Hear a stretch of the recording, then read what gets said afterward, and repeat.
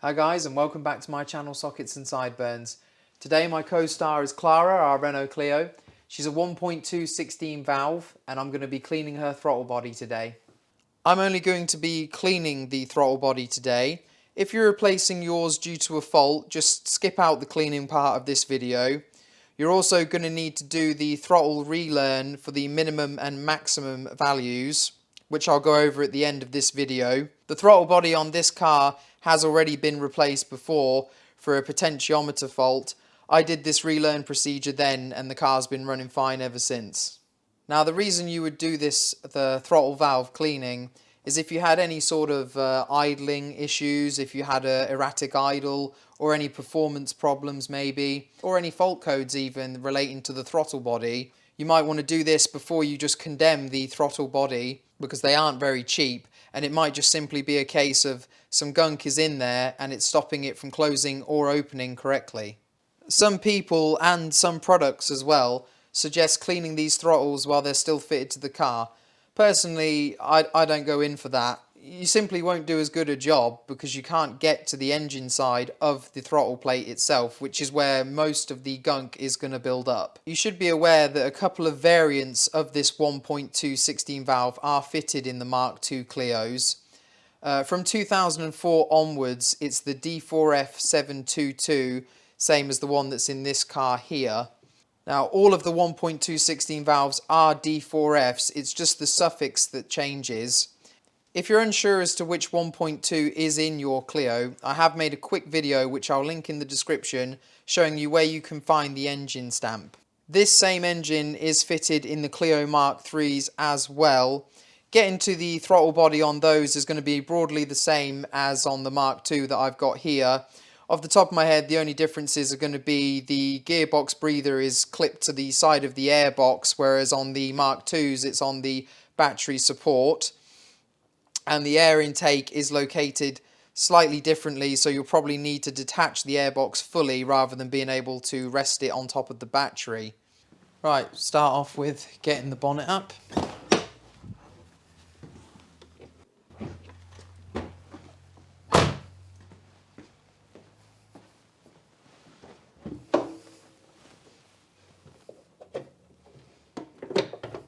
We need to disconnect the battery.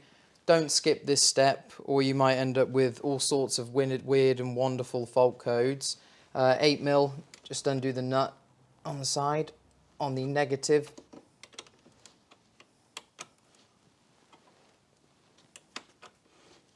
Loosen it off.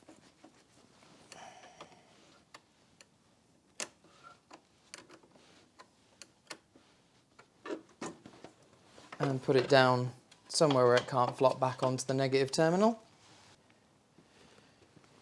So on this D4F722, the throttle body is living just here on the side.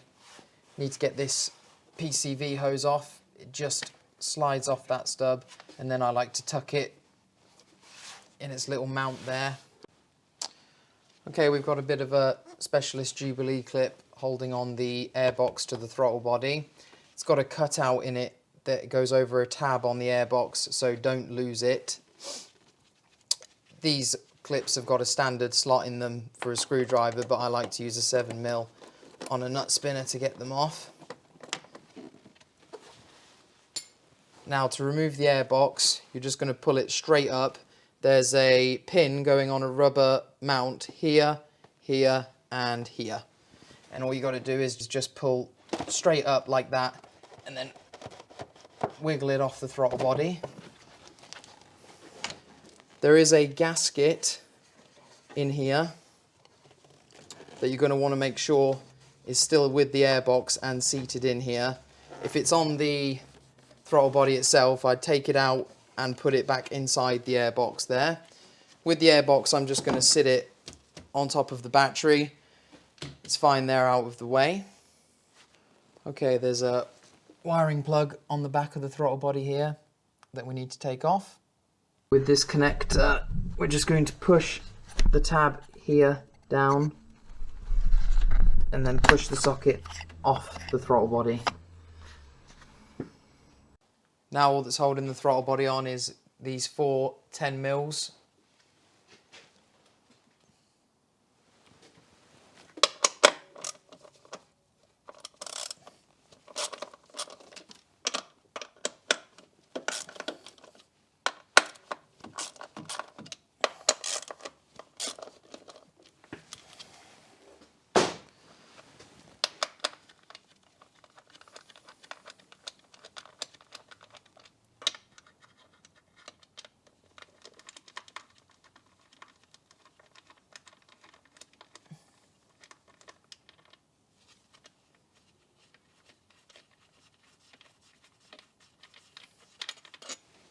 1.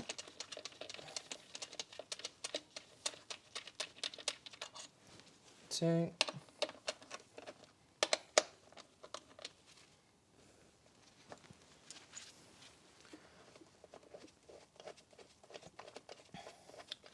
Hold on to the throttle body before you take the last bolt out, because you do not want to drop this down into the bay.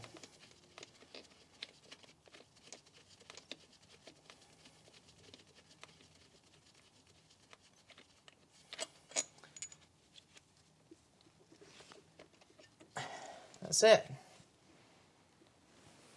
And that's why we're going to be giving it a clean up. We've also got a sealing gasket here. As long as this is sticking out proud, you're going to be fine to reuse this. When I refitted this one new because of the potentiometer fault, I reused this gasket, no problems at all. Okay, we'll take this over to the bench to clean it now. But if you're changing yours for a new one, because you've got a fault or something, just skip this step and go straight on to refitting. Okay, so over at the bench now to clean this up. If you didn't put eye protection on earlier, you definitely want to put some on now, along with some gloves, because the cleaner for these throttle bodies is not pleasant. I've picked up a can of Normfest throttle cleaner from Euro Car Parts. I'll put a link in the description. This is the proper throttle body cleaner. You can, some people use carb cleaner on these. I don't recommend it because they are actually two different products. Throttle body cleaner, from what I've read anyway in my research, lingers longer on the deposits here. So it's going to do more work on these, which are harder to remove than the stuff you typically find on carburetors. Now when I'm cleaning this, I'm just going to be using a soft brush, a toothbrush, and the throttle body cleaner. You do not want to use anything too abrasive on these surfaces in here, like a wire brush or a brass brush or anything like that. Just a soft brush is what you want to be using.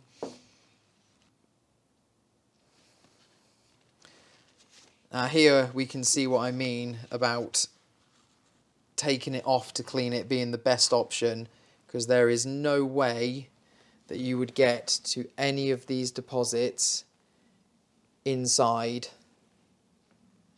if you kept it on the car. Another reason you probably don't want to do this in the car is that these carb cleaners or throttle body cleaners are not good for paint. They're effective paint strippers, so you don't want to do it on the car. Right, I'll just start with a liberal dosing of the whole throttle body.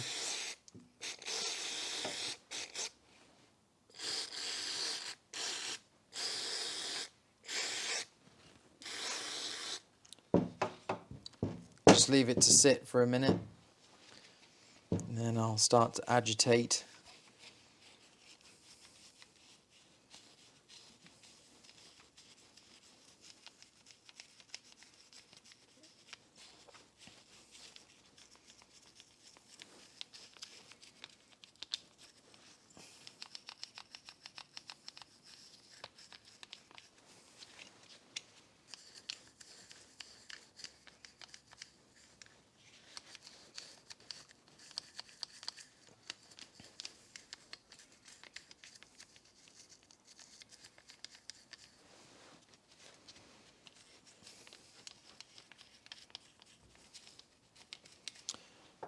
We don't need to get it absolutely sparkling clean. We're not sending this thing to the moon or anything like that, but we might as well do a proper job while we're here. Now, we've got it mostly clean around down into the throttle plate, but we will need to get right under there and around the edges of the plate. So you can manipulate this now and just get it back.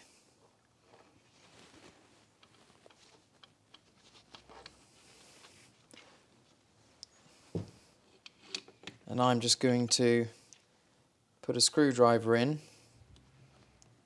with a soft handle, obviously, to hold the plate in place like that. Don't use the screwdriver you're too attached to for this, because I'm not sure what effect the throttle cleaner will have on your plastic handle. With that held open like that, you can get the last of it off. It is important that you're getting it from around the throttle plate itself as well, because obviously that's where a lot might build up.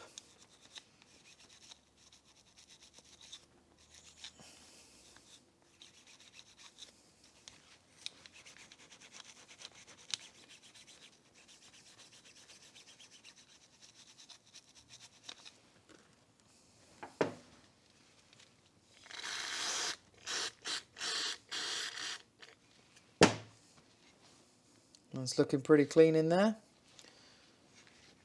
That will flip round to the other side.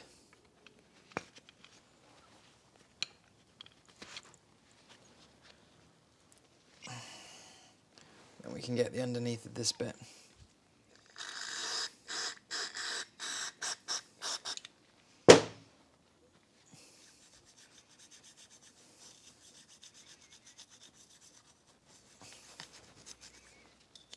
And again, make sure you get round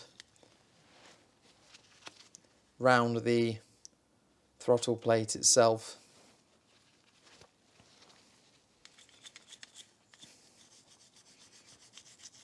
If you wanted an idea of how long it takes for sort of this much to build up, I'd say this one's been on the car maybe 40,000 miles for this much to build up like this.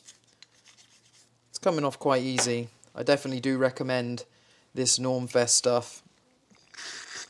I used carb cleaner on the old one before it had the potentiometer fault, and it did not get this stuff off as easy as this is.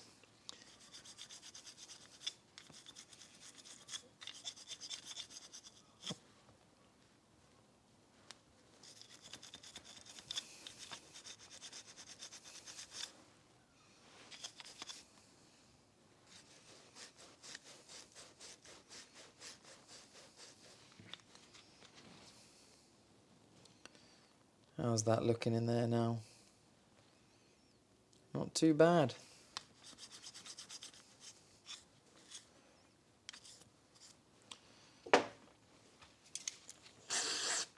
One final clean off.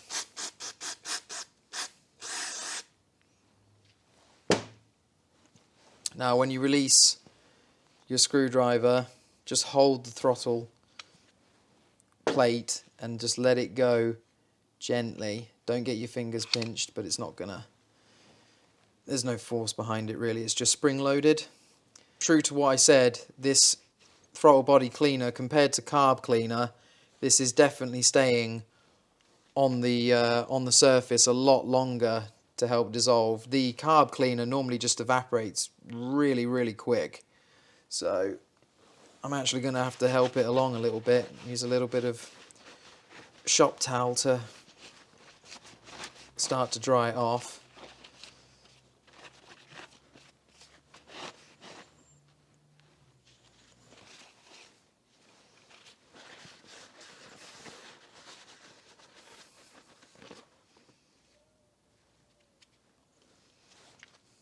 Yeah, that's looking much better now. Squeaky clean. Not so much this. Don't brush your teeth with that. Let's get this mounted back on the car. Okay, so we're going to refit now. There is a pin on the engine that needs to fit into this little hole here when you refit. That pin is right there. Now make sure that your gasket is proud, as I said earlier, and clean, and that your mating surface is clean as well. Now, I don't know the torque for these 4 bolts, although I have read that it could be 9 or 10 Nm, but they are just in threaded inserts in plastic, so just don't go crazy on them. Just get that on there.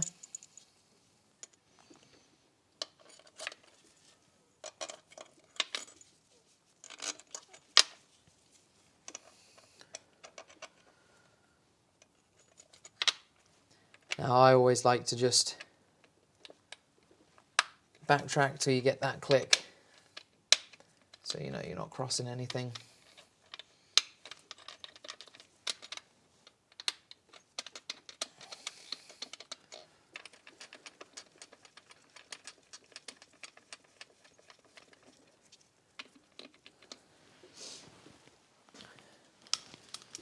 Run these 4 in.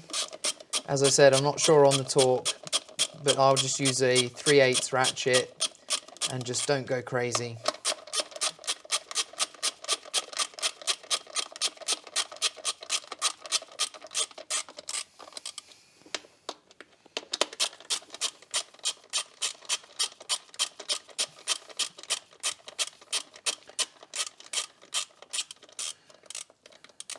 Make sure you do them down even and that the throttle is pulling on even. Sort of go crisscross, probably not necessary, but I always do it with anything that's mating down to a gasket.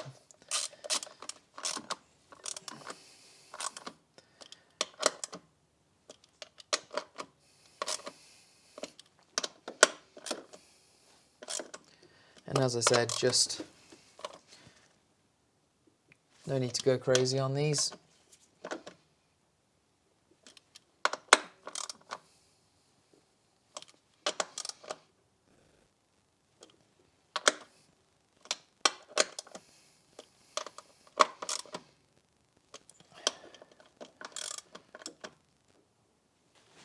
With it bolted back up, we'll just refit our connector, push it back on, push the tab, this tab, in, and then ease it back over the pin, and you'll hear that click. Okay, we'll put our airbox back on now. It's just going down on these 3 mounts.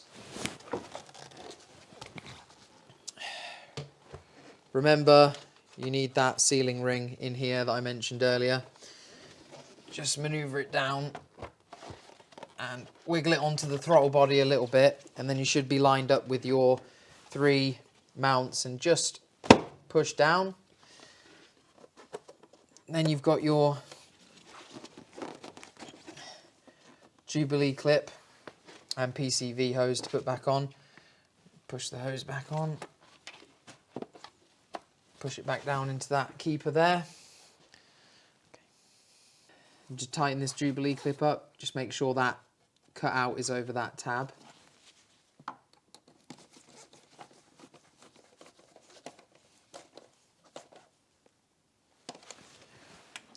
Right. Refit the battery negative cable.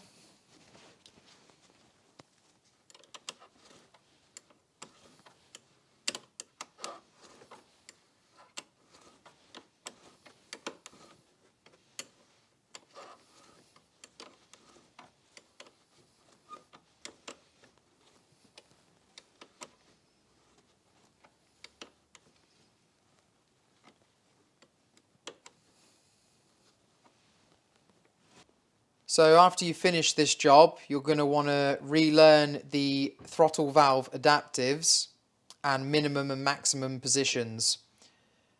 To do this, after reconnecting the battery, turn the ignition on for 30 seconds so that the car's computer learns the minimum and maximum throttle positions. Then switch off the ignition for 30 seconds. After this, the car will need to go through several varying drive cycles to adapt the throttle body to the engine. Okay, just drop this bonnet and that's the job finished. Right, job done. If you've enjoyed the video or it's helped you out in any way, please hit the like button. If you'd like to see more videos from my channel in the future, please subscribe. You can head on over to Instagram and find me at SocketsAndSideburns. Thanks for watching. I'll see you in the next video.